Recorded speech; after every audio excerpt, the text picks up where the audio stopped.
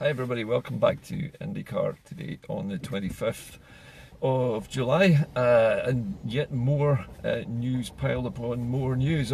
Almost all of the news bad today. The main things I wanted to bring to your attention today are firstly the fact that despite the theatrics that are going on in Westminster today and before Parliament formally recesses for the summer, and also considering the fact that Boris Johnson has been up waffling and harumphing his way through his speeches, it was nice to see that Ian Blackford managed to get his retaliation in early by welcoming what he said would be the United Kingdom's last Prime Minister to much uproar in the House. So well done, Ian. A bit of grandstanding, nice to see it, excellent work. But unfortunately, there are things going on in the background that are much more serious than that. There is growing evidence that the United Kingdom is planning to introduce genetically modified crops into farming in, well, all of the UK, but in Scotland as well, by relaxing the laws which govern such things at the moment. These are laws which were under the control of the European Union, and such things as agriculture, agricultural chemicals and pesticides, and environmental protection, all of those powers should have been returned to the Scottish Government because they were devolved. They were never part of the reserved powers. But instead of that, the Tory government has seized those powers and is now going to use them as a way to bulldoze through all of the things that the Scottish public said that they didn't want. First one of those that springs to mind is obviously going to be hydraulic fracturing for oil and gas on the mainland, because environmental protection laws are the things which are keeping the current embargo in place. And this is a moratorium which prevents companies like Quadrilla and Ineos from hydraulically fracturing the ground beneath your feet in the Central Belt in the search for pockets of methane and shale gas.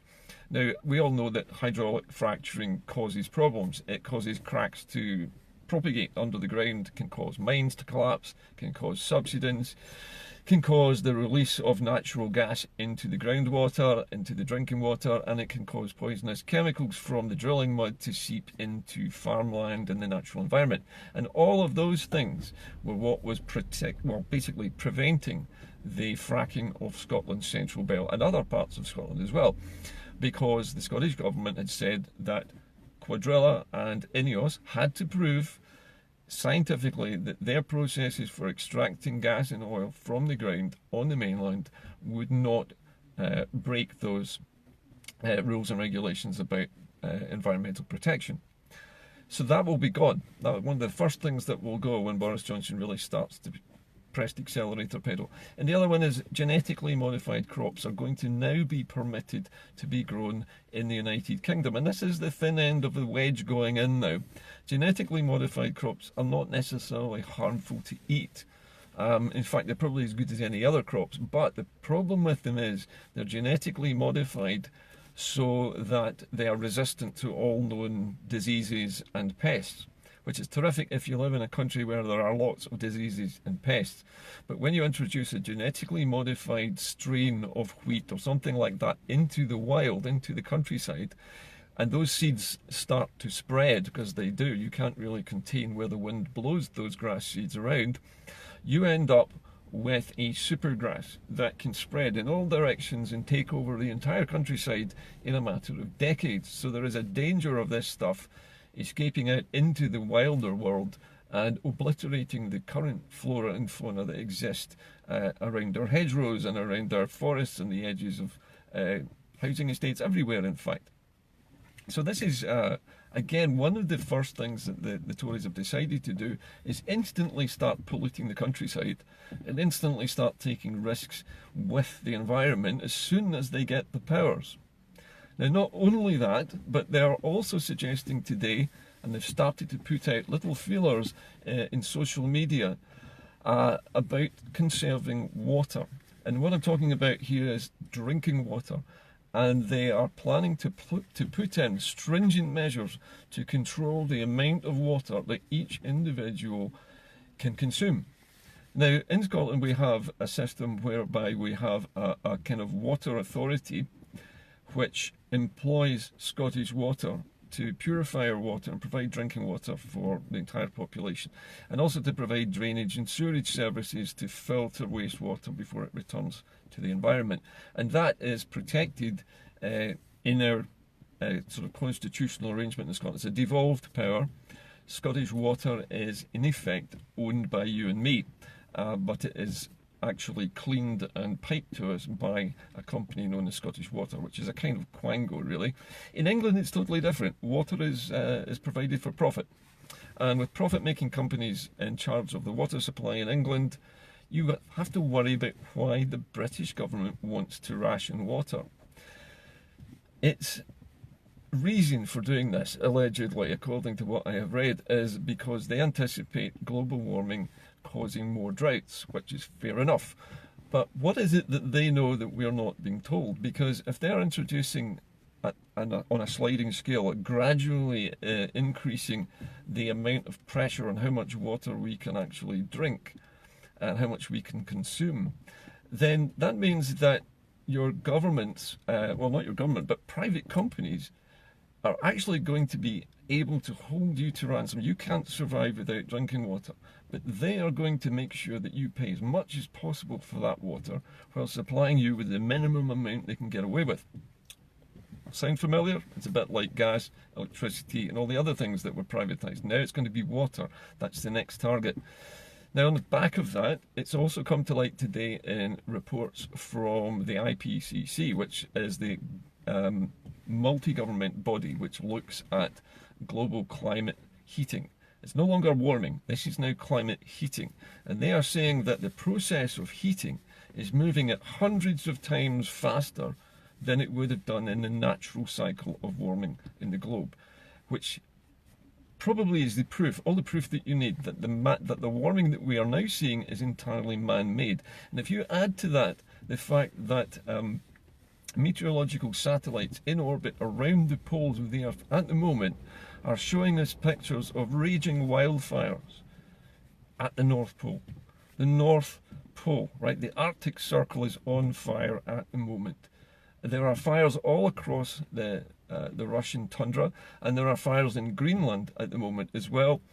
I'm not certain at the moment whether there are in Canada and Alaska, but I'd be willing to bet you there are raging wildfires there as well.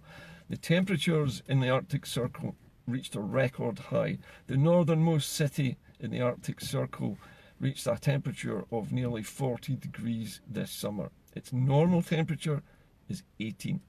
Just think about that for a moment. The normal summer temperature 18, it's more than double that in a single year.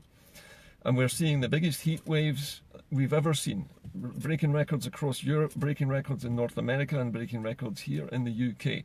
And these heat plumes are going to become more and more prevalent and for longer, and they are going to disrupt the weather patterns for decades to come. For anybody to now say that we haven't caused this is nonsensical. And what do the Tories want to do?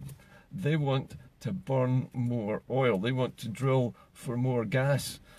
And it's been proved by the fracking organisations themselves. The oil companies will tell you that fracking isn't actually profitable. It doesn't produce gas or oil at a price which is competitive with the existing supplies that we have coming from the North Sea or coming from Saudi Arabia. Fracking was invented in North America, where they have vast areas of desert where nobody lives, and they can frack away out there, nobody notices. But here, we're a tiny island. And if we frack here, we are going to wreck our environment. And that's the first thing that Boris Johnson and his friends are wanting to do. And add on to that the fact that Johnson has now sacked Mundell and put in his place an arch-Brexiteer, a farmer and a multi-millionaire from the borders who is as far from being a Scot as you can possibly get without actually being English. But he complained when the proms came to Glasgow that he wasn't able to sing Rule Britannia at the end of the proms in music and the proms in the park in Glasgow. That's the kind of guy he is. Boris has put hardline right-wing Brexiters in every single position of power. And probably the most worrying of all is Priti Patel. Priti Patel, if you remember, was caught by the British government colluding with the Israeli Defence Force while she was on holiday, which she actually wasn't on holiday, but she told a lie to her bosses that she was going on holiday. And in the meantime, she was talking to the Israeli Defence Forces about diverting British aid money from people who are starving in other countries to the Israeli Defence Force to help it buy weapons. Now, this is the woman who is now going to be the Foreign Secretary of the United Kingdom. A spy, a traitor to the UK, who was about to defraud the United Kingdom of money which is supposed to go to poor countries in order to buy weapons for the Israeli Defence Force. This is the government that is sitting in Westminster and is about to take over full control of Scotland. At the moment, they're just starting. They are just beginning to start with GM crops and fracking and rationing our water, which means that they are going to try and suck the water out of Scotland and sell it back to us. That will be the next thing. They're going to pump more and more of Scotland's huge water reserves to England, and they're going to sell that to the English people. And you know what? Scotland is not going to see any profit from that. You can guarantee it.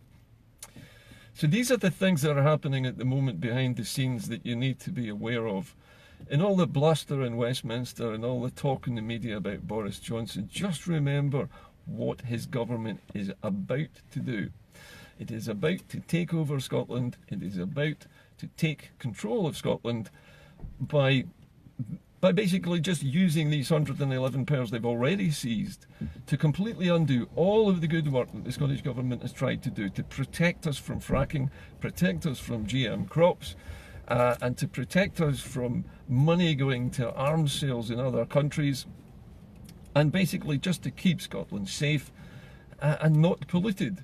And what's wrong with that? Nothing. So that's where we're at the moment. The country's government, if you want to call it that, under Boris Johnson is about to go into recess. He's no sooner been elected that he's off on bloody holiday again, having gone on holiday as soon as they got the extension to Brexit from the European Union. He's now going to go on holiday again before starting work on dragging us out of the European Union without a deal. Nicola Sturgeon has written to him today asking him to provide us in Scotland with the legal authority to hold another referendum so that Scotland can decide whether or not we want to go with England into this no-deal Brexit. And guess what? It's not likely to happen. Right? Boris is hardly likely to say yes at this moment in time. He's trying to manage one exit as it is, having us exiting the UK as the UK exits the EU is not something Boris is going to be able to do. So we all know that this is going to fall on deaf ears. But again, these are all parts of the process, the legal process of going through the motions with this new Tory government, this new far-right dictatorial and war-fighting, pollution-causing, oil-burning Trumpist type of government that we have now got in charge. And not a single person in Scotland, I'm sure, is pleased that Boris Johnson is now in charge. I know a lot of Conservatives up here who I am certain are not pleased. Ruth Davidson for one, and David Mundell for another. But anyway, that's about it from me today. I will be on Scotland at 7 tonight, as usual. I'll be presenting the show with a guest this evening. I will be discussing all of these matters in detail, and I look forward to seeing you all then. So just remember, Broadcasting Scotland, live streaming at 7 o'clock tonight on YouTube as well. And join us if you can. I'll be there for Scotland at 7. See you all later. Bye-bye.